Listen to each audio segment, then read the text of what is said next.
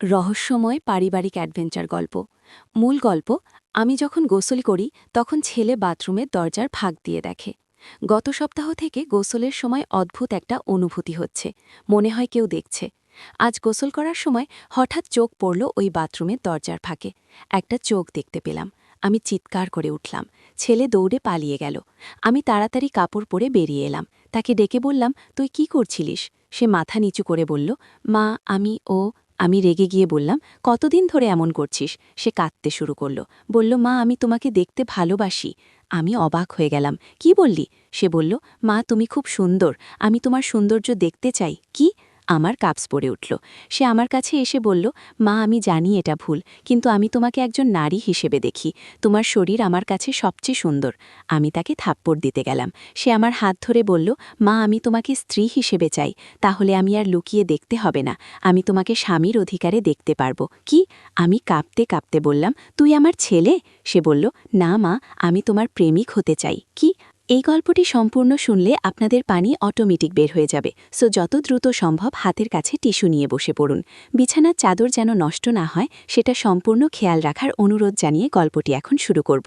তার আগে সর্বশেষ অনুরোধ, দয়া করে এমন পানি বের করার গল্প নিয়মিত শুনতে আমাদের চ্যানেলটি সকলেই সাবস্ক্রাইব করুন। ধন্যবাদ। হ্যালো বন্ধুরা, আমার নাম রিমা খান। আমার বয়স ৩৯ বছর। আমার স্বামীর নাম রাকিব খান, বয়স ৫২ বছর। আমাদের ২ সন্তান। তানভীর আমাকে বলল, মা আমি কি করেছি? আমার মনে নেই। গিয়ে আমি তাকে সবকিছু বললাম। সে অবাক হয়ে গেল। তানভীর কাঁদতে কাঁদতে বলল, মা আমি সত্যি জানতাম না, আমার মনে হচ্ছিল আমি স্বপ্ন দেখছি। ও, আমি তাকে বুকে জড়িয়ে ধরলাম। আমি ভেবেছিলাম সব সমস্যার সমাধান হয়ে গেছে, কিন্তু কিছুদিন পর আবার অদ্ভুত কিছু ঘটনা ঘটতে লাগল। এবার অবশ্য তানভীরের সাথে নয়। একদিন সন্ধ্যায় আমি রান্নাঘরে রান্না করছিলাম। হঠাৎ করে আমার মনে হলো কেউ আমাকে ডাকছে। আমি চারিদিকে তাকালাম, কিন্তু কাউকে দেখলাম না। আওয়াজটা আবার এলো। এবার স্পষ্ট শুনলাম, রিমা। ও, আমি ভয় পেয়ে গেলাম। এটা রফিকের গলার স্বর। আমি তাড়াতাড়ি রান্নাঘর থেকে বেরিয়ে এলাম। দেখলাম তানভীর টিভি দেখছে, রাকিব অফিসের কাজ করছেন, লিমা পড়াশোনা করছে। কিন্তু আওয়াজটা আবার এলো। এবার বলল, আমি চলে যাইনি রিমা, আমি তোমার চারপাশেই আছি। ও, আমার হাত পা কাঁপতে লাগলো।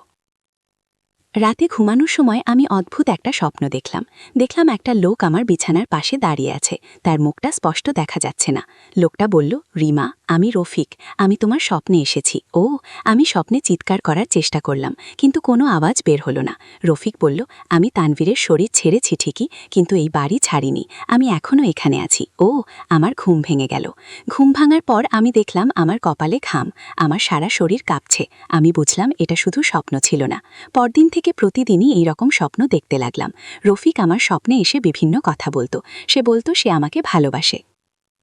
একদিন রফিক স্বপ্নে বলল, রিমা আমি তোমাকে আমার অতীত দেখাতে চাই। হঠাৎ করে আমি দেখলাম আমি একটা পুরনো বাড়িতে আছি। সেই বাড়িটা আমাদের বাড়িরই মতো দেখতে, কিন্তু অনেক পুরনো। সেখানে একটা মানুষ একা একা ঘুরে বেড়াচ্ছে। সেই মানুষটাই রফিক। রফিক বলল, এই বাড়িতেই আমি থাকতাম। আমার একটা স্ত্রী ছিল, তার নাম ছিল সুমিত্রা। ও, আমি তার স্ত্রীকে দেখতে পেলাম। আমি অবাক হয়ে গেলাম। সুমিত্রা দেখতে অবিকল আমার মতো, যেন আমি সেই যুগে ছিলাম। রফিক বলল, তুমি সুমিত্রার মতো দেখতে, তাই আমি তোমার প্রেমে পড়েছি। ও, রফিক আরও বলল, সুমিত্রা একটা রোগে মারা গিয়েছিল, তার মৃত্যুর কিছুদিন পর আমিও মারা যাই, কিন্তু আমি এই বাড়িতেই রয়ে যাই। ও, স্বপ্নে আমি দেখলাম কিভাবে রফিক মারা গিয়েছিল। সে খুবই কষ্ট পেয়েছিল, তার স্ত্রীর বিয়োগ বথায় সে পাগল হয়ে গিয়েছিল। রফিক বলল, আমি ৫০ বছর ধরে সুমিত্রার জন্য অপেক্ষা করছিলাম, এখন তুমি এসেছো, তুমি আমার সুমিত্রা। ও, আমি ভয় পেয়ে বললাম, না আমি সুমিত্রা নই, আমি রিমা। রফিক বলল, না তুমি আমার সুমিত্রা, তুমি ফিরে এসেছো। ও, এরপর থেকে রফিক আমার স্বপ্নে আরও বেশি আসতে লাগলো। সে বলতো, রিমা আমাদের একসাথে থাকতে হবে, তুমি আমার কাছে এসো। ও, আমি তান্ত্রিকের কাছে আবার গেলাম, তাকে সবকিছু বললাম। তান্ত্রিক বললেন, আত্মাটি আপনার পেছনে লেগেছে, এটা খুবই বিপজ্জনক। তান্ত্রিক বললেন, আপনাকে এই বাড়ি ছেড়ে চলে যেতে হবে, না হলে আত্মাটি আপনাকে নিয়ে যাবে। আমি ভয় কাঁপতে লাগলাম। আমি রাকিবকে সব বললাম। তিনি প্রথমে বিশ্বাস করলেন না, কিন্তু যখন আমার শারীরিক অবস্থা খারাপ হতে দেখলেন তখন চিন্তিত হলেন। আমার ওজন কমে যেতে লাগলো, আমি ঠিকমতো খেতে পারতাম না, ঘুম হতো না, সারাক্ষণ মনে হতো কেউ আমাকে ডাকছে। একদিন রাতে রফিক আমার স্বপ্নে এসে বলল, রিমা আর দেরি নয়, আমার সাথে চলে এসো। ও, আমি জিজ্ঞেস করলাম কোথায়। রফিক বলল, আমাদের জগতে, সেখানে শুধু আমি আর তুমি থাকবো, কেউ আমাদের বিরক্ত করবে না। আমি ভয়ে কাঁপতে লাগলাম। পরদিন আমি বাড়ির পেছনের দিকে গেলাম। সেখানে একটা পুরনো কুছো ছিল। আমি সেই কুছোর কাছে গিয়ে দেখলাম সেটা খুবই গভীর। হঠাৎ করে আমার মনে হলো কেউ আমাকে কুছোর দিকে টানছে। আমি বুঝলাম রফিক আমাকে সেই কুছোতে ফেলে দিতে চায়। আমি দৌড়ে বাড়িতে ফিরে এলাম। রাকিবকে বললাম, আমাদের আজই এই বাড়ি ছাড়তে হবে। তিনি বললেন, কেন? আমি তাকে কুছোর ঘটনা বললাম। তিনি বুঝলেন বিষয়টা গুরুতর। তিনি বললেন, ঠিক আছে, আমরা অন্য কোথাও থাকার ব্যবস্থা করব। সেই রাতেই আমরা বাড়ি ছেড়ে চলে গেলাম। আমার মামার বাড়িতে গিয়ে উঠলাম। প্রথম কয়েক রাত খুব শান্তিতে কাটল, কিন্তু এক সপ্তাহ পর আবার সেই স্বপ্ন শুরু হলো। রফিক আমার স্বপ্নে এসে বলল, তুমি কোথায় পালিয়ে যাবে? আমি তোমাকে সব জায়গায় খুঁজে নিয়ে আসব। আমি বুঝলাম শুধু বাড়ি পাল্টালেই কোনো লাভ হবে না। রফিক আমার পেছনে লেগেই থাকবে, তাকে সম্পূর্ণভাবে দূর করতে হবে। আমি আরেকজন বিখ্যাত তান্ত্রিকের কাছে গেলাম। তিনি আমার হাত দেখে বললেন, আপনার ওপর খুব শক্তিশালী একটা আত্মার প্রভাব আছে। তান্ত্রিক বললেন, এই আত্মা আপনাকে মেরে ফেলতে পারে, আমাদের দ্রুত ব্যবস্থা নিতে হবে। আমি জিজ্ঞেস করলাম, কি করতে হবে? তান্ত্রিক বললেন, আপনাকে একটা বিশেষ পূজা করতে হবে। সেই পূজায় আত্মাটি চিরকালের জন্য বন্দী হয়ে যাবে। আমি রাজি হয়ে গেলাম। তান্ত্রিক বললেন, কিন্তু এই পূজা খুবই বিপজ্জনক, আত্মাটি সব রকম চেষ্টা করবে আপনাকে থামানোর। আমি বললাম, আমি প্রস্তুত। পূর্ণিমার রাতে পূজা শুরু হলো। তান্ত্রিক অনেক রকম মন্ত্র পড়তে লাগলেন। মাকে একটা বিশেষ বৃত্তের ভেতরে বসতে বললেন। পূজা শুরু হওয়ার সাথে সাথেই অদ্ভুত কিছু ঘটতে শুরু করল। ঘরের তাপমাত্রা কমে গেল, বাতাসে একটা ভুতুড়ে গন্ধ ছড়িয়ে গেল। হঠাৎ করে একটা শব্দ শোনা গেল, রিমা। আমি চমকে উঠলাম। রফিক এসেছে। তান্ত্রিক বললেন, ভয় পাবেন না, বৃত্তের ভেতরে থাকুন। রফিকের গলার আওয়াজ এলো, তুমি আমার থেকে পালাতে পারবে না, আমি তোমাকে নিয়েই যাব।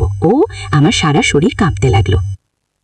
তান্ত্রিক আরও জোরে মন্ত্র পড়তে লাগলেন। ঘরে একটা ঝড়ের মতো বাতাস বইতে লাগলো, সবকিছু উড়ে যেতে লাগলো। রফিক চিৎকার করে বলল, আমি তোমাকে ছাড়ব না। হঠাৎ করে আমার মনে হলো কেউ আমাকে টেনে নিয়ে যেতে চাইছে। আমি বৃত্তের ভেতরেই থাকার চেষ্টা করলাম, কিন্তু একটা অদৃশ্য শক্তি আমাকে টানছিল। আমি তান্ত্রিকের দিকে তাকিয়ে সাহায্য চাইলাম। তান্ত্রিক একটা বিশেষ মন্ত্র পড়লেন। হঠাৎ করে রফিকের চিৎকার থেমে গেল, ঘরে নিস্তব্ধতা নেমে এলো। তান্ত্রিক বললেন, হয়ে গেছে, আত্মাটি বন্দী হয়ে গেছে। আমি স্বস্তির নিঃশ্বাস ফেললাম। সেই রাতের পর থেকে আর কোনো অদ্ভুত ঘটনা ঘটেনি। রফিক আর আমার স্বপ্নে আসেনি। আমি আবার স্বাভাবিক জীবনে ফিরে এসেছি। কিন্তু এই পুরো ঘটনাটা আমার জীবনে একটা বড় প্রভাব ফেলেছে। আমি বুঝেছি যে আমাদের চারপাশে অনেক অজানা অদৃশ্য জিনিস আছে। তানভীর এখন সম্পূর্ণ স্বাভাবিক। সে আগের মতোই পড়াশোনা করে, বন্ধুদের সাথে খেলাধুলা করে। সেই ঘটনার কিছুই মনে রাখেনি। আমি এই ঘটনা কাউকে বলিনি, শুধু আমার পরিবার জানে। আমি ভেবেছিলাম এই গোপনীয়তা রক্ষা করাই ভালো। কিন্তু আজ আপনাদের কাছে এই গল্পটা বলার কারণ হচ্ছে, আমি চাই মানুষ জানুক যে এই রকম ঘটনা সত্যিই ঘটে। আত্মা ভূত বলে সত্যি কিছু আছে। এই গল্প শুনে হয়তো অনেকে ভাববেন এটা কল্পনা, কিন্তু আমি যা বলেছি সব সত্যি। আমি আমার নিজের চোখে দেখেছি, নিজের কানে শুনেছি।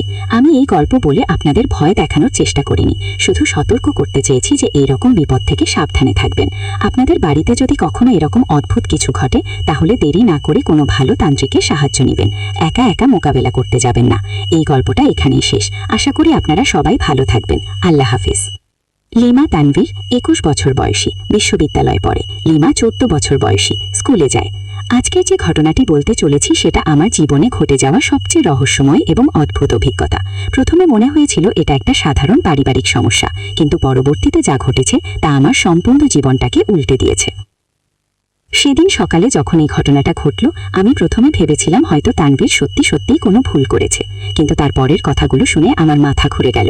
কারণ সে বলল, মা, আমি তোমার কথা ভাবলেই রাতে ঘুম আসে না। আমি তার দিকে তাকিয়ে বললাম, কি বলছিস তুই? সে বলল, মা, আমি জানি এটা অন্যায়, কিন্তু আমি স্বপ্নে তোমাকে দেখি, তুমি আমার সাথে কথা বলো, আমাকে স্পর্শ করো। কি? আমার শরীর কাঁপতে লাগলো। তানভীর আরও বলল, মা, আমি তোমার হাত ধরতে চাই, তোমার গালে হাত দিতে চাই, তোমাকে আলিঙ্গন করতে চাই। কি? আমি রেগে গিয়ে বললাম, তুই পাগল হয়ে গেছিস? সে কাঁদতে কাঁদতে বলল, মা, আমি জানি এটা পাপ, কিন্তু আমি তোমাকে ভালোবাসি। একজন ছেলের মায়ের প্রতি যে ভালোবাসা থাকা উচিত তার চেয়েও বেশি ভালোবাসি। কি? আমার চোখে জল এসে গেল। আমি তাকে বললাম, তুই কি করছিস তানভীর? তুই আমার ছেলের খুশি। বলল, মা, আমি চাই তুমি আমার প্রেমিকা হও, আমি তোমাকে বিয়ে করব। কি? আমি অবাক হয়ে গেলাম। তানভীর আমার কাছে এসে বলল, মা, আমি তোমার প্রতি শারীরিক আকর্ষণ অনুভব করি, তোমার রূপ লাবণ্য আমাকে পাগল করে দেয়। কি? আমি তাকে ধাক্কা দিয়ে বললাম, চুপ কর। সে আবার বলল, মা, আমি তোমার সাথে রাত কাটাতে চাই, তোমার পাশে শুয়ে থাকতে চাই। কি? আমি চিৎকার করে বললাম, তুই আমার কাছ থেকে দূরে থাক। তানভীর কাঁদতে কাঁদতে বলল, মা, আমি জানি এটা ভুল, কিন্তু আমি নিজেকে সামলাতে পারছি না। রাতে যখন তুমি ঘুমাও, আমি তোমার রুমের সামনে দাঁড়িয়ে থাকি। কি? আমি ভয় পেয়ে গেলাম। বললাম, তুই আমার রুমে উকি দিস? সে বলল, হ্যাঁ মা, আমি তোমার ঘুমন্ত মুখ দেখি, তোমার শ্বাস প্রশ্বাসের শব্দ শুনি। কি? আমার গা শিউরে উঠল। আমি বললাম, তুই কতদিন ধরে এসব করছিস?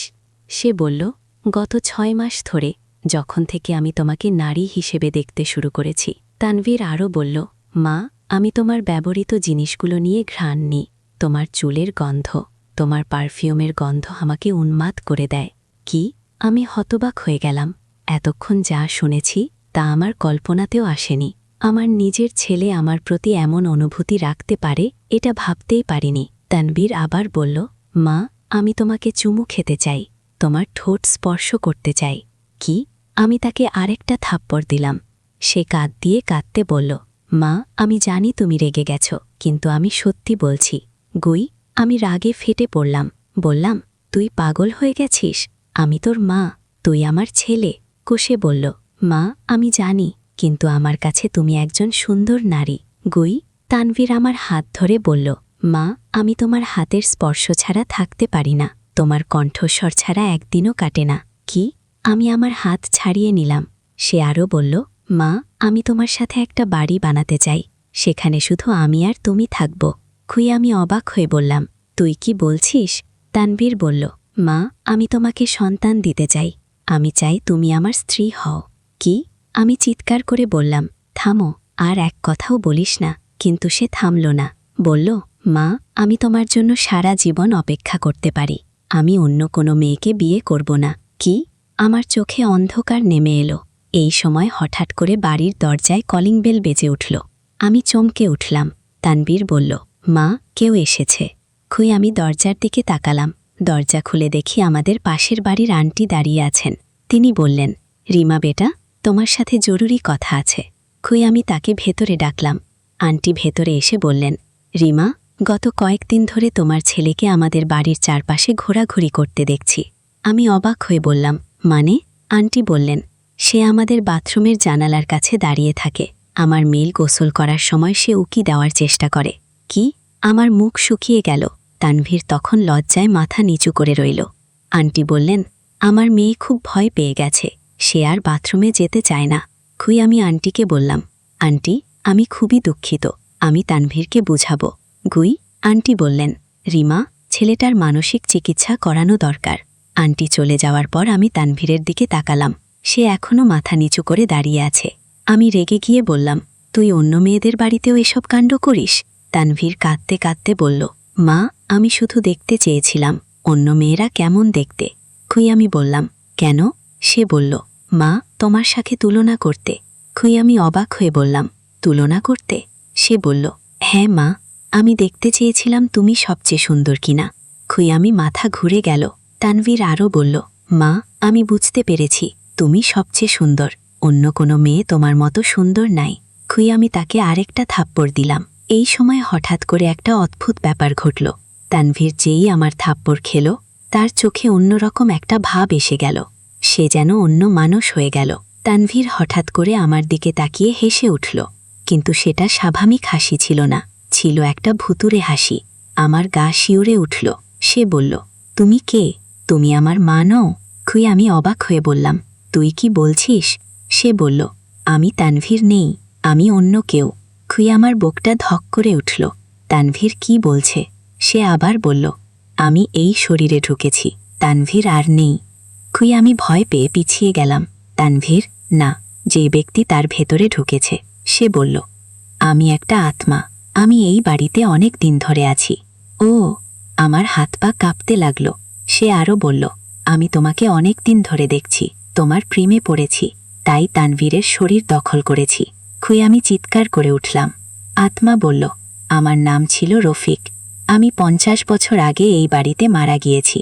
ও, আমি কাঁপতে কাঁপতে বললাম, তুই কি চাস? রফিক বলল, আমি তোমাকে চাই, আমি তোমাকে নিয়ে যেতে চাই। খুই আমি ভয়ে মূর্ছা যাওয়ার উপক্রম হলাম। সে বলল, তুমি আমার হবে। খুই হঠাৎ করে ঘরের তাপমাত্রা কমে গেল, চারদিক অন্ধকার হয়ে এলো। আমি দেখলাম তানভীরের চোখ থেকে একটা লাল আলো বের হচ্ছে। রফিক বলল, আমি তোমাকে আমার জগতে নিয়ে যাব, সেখানে শুধু আমি আর তুমি থাকব। খুই আমি ভয়ে চিৎকার করে উঠলাম। এই সময় হঠাৎ করে বাড়ির দরজা খুলে গেল। আমার স্বামী রাকিব ভেতরে এসে গেলেন। তিনি অফিস থেকে ফিরেছেন। রাকিব ভেতরে এসেই আমাকে চিৎকার করতে দেখে অবাক হয়ে গেলেন। তিনি বললেন, রিমা, কি হয়েছে? আমি তার দিকে ছুটে গেলাম। আমি রাকিবকে সবকিছু বললাম, কিন্তু তিনি আমার কথা বিশ্বাস করলেন না। তিনি বললেন, রিমা, তুমি হয়তো স্ট্রেসে আছো। গুই। আমি রাকিব তানভীরের দিকে তাকিয়ে বললেন, তানভীর, তুই ঠিক আছিস তো? তানভীর স্বাভাবিক গলায় বলল, হ্যাঁ বাবা, আমি ঠিক আছি। ও, আমি অবাক হয়ে গেলাম। তানভীর আবার স্বাভাবিক হয়ে গেছে। সে আগের মতো কথা বলছে। আমি ভাবলাম হয়তো আমার মনের ভুল, কিন্তু রাতে যখন সবাই ঘুমিয়ে পড়ল, তখন আমি আবেশেই আওয়াজ শুনতে পেলাম। আমার রুমের দরজার বাইরে কেউ দাঁড়িয়ে আছে। আমি চুপচাপ দরজার কাছে গেলাম। দরজার ফাঁক দিয়ে দেখলাম তানভীর দাঁড়িয়ে আছে, কিন্তু তার চোখে আবেশেই লাল আলো। রফিক ফিসফিস করে বলল, রিমা, আমি তোমার জন্য অপেক্ষা করছি। খুই আমার গলা শুকিয়ে গেল। আমি ভয়ে কাঁপতে লাগলাম। রাতভর আমি ঘুমাতে পারলাম না। ভোরবেলা উঠে দেখলাম তানভীর স্বাভাবিক আছে। সে স্কুলে যাওয়ার জন্য প্রস্তুতি নিচ্ছে। আমি তানভীরকে বললাম, তুই কি রাতে আমার রুমের সামনে দাঁড়িয়েছিলি? সে অবাক হয়ে বলল, না মা, আমি রাতভর ঘুমিয়েছি। ও, আমি বুঝলাম তানভীর জানেই না যে তার শরীরে একটা আত্মা ঢুকেছে। রাতে যখন সে ঘুমায়, তখনই রফিক তার নিয়ন্ত্রণ নিয়ে নেয়। এরপর থেকে প্রতি রাতেই এই ঘটনা ঘটতে লাগল। রফিক তানভীরের শরীর দখল করে আমার রুমের সামনে দাঁড়িয়ে থাকত। কিছুদিন পর রফিক আরও সাহসী হয়ে উঠল। সে আমার রুমে ঢুকে যেতে চেষ্টা করল। আমি দরজায় তালা লাগিয়ে রাখলাম। একদিন রাতে আমি দেখলাম রফিক আমার রুমের জানালা দিয়ে ঢোকার চেষ্টা করছে। আমি ভয়ে চিৎকার করে উঠলাম। আমার চিৎকার শুনে রাকিব উঠে এলেন। তিনি দেখলেন তানভীর জানালার কাছে দাঁড়িয়ে আছে। তিনি তানভীরকে বললেন, তুই এখানে কি করছিস? তানভীর চমকে উঠে বলল, বাবা, আমি জানি না আমি এখানে কিভাবে এলাম। খুই আমি বুঝলাম সে সত্যি জানে না। পরদিন আমি একটা তান্ত্রিকের কাছে গেলাম। তান্ত্রিক আমার কথা শুনে বললেন, আপনার ছেলের শরীরে একটা অশুভ আত্মা ঢুকেছে। খুই। তান্ত্রিক আরও বললেন, এই আত্মা আপনাকে নিয়ে যেতে চায়, আপনাকে সাবধানে থাকতে হবে। খুই আমি তাকে বললাম, এর সমাধান কি? তান্ত্রিক বললেন, আমি একটা পূজা করব, তাতে এই আত্মা চলে যাবে। খুই আমি রাজি হয়ে গেলাম। আমি যাই করি না কেন এই সমস্যার সমাধান চাই। সেদিন রাতেই তান্ত্রিক আমাদের বাড়িতে এলেন। তের সমাধান চাই। সেদিন রাতেই তান্ত্রিক আমাদের বাড়িতে এলেন। তিনি অনেক রকম মন্ত্র পড়তে লাগলেন, ধূপদীপ জ্বালালেন। হঠাৎ করে তানভীর চিৎকার করে উঠল। তার চোখ লাল হয়ে গেল। রফিকের গলায় সে বলল, আমি যাব না। তান্ত্রিক আরও জোরে মন্ত্র পড়তে লাগলেন। তানভীরের শরীর কাঁপতে লাগল। সে মাটিতে পড়ে যাবার উপক্রম হল। রফিক চিৎকার করে বলল, রিমা আমার, আমি তাকে ছাড়ব না। তার গলার স্বর এতই ভয়ানক ছিল যে আমার গা শিউরে উঠল। তান্ত্রিক একটা বিশেষ মন্ত্র পড়লেন। হঠাৎ করে ঘরে একটা ঝড়ের মতো বাতাস এসে গেল। সবকিছু এলোমেলো হয়ে গেল। তানভীর আর চিৎকার করল না। সে মাটিতে পড়ে গিয়ে অজ্ঞান হয়ে গেল। তান্ত্রিক বললেন, আত্মাটি চলে গেছে। কি? আমরা তানভীরকে বিছানায় শুইয়ে দিলাম। সে কয়েক ঘন্টা অজ্ঞান থাকল। যখন জ্ঞান ফিরল, তখন সে স্বাভাবিক হয়ে গিয়েছিল।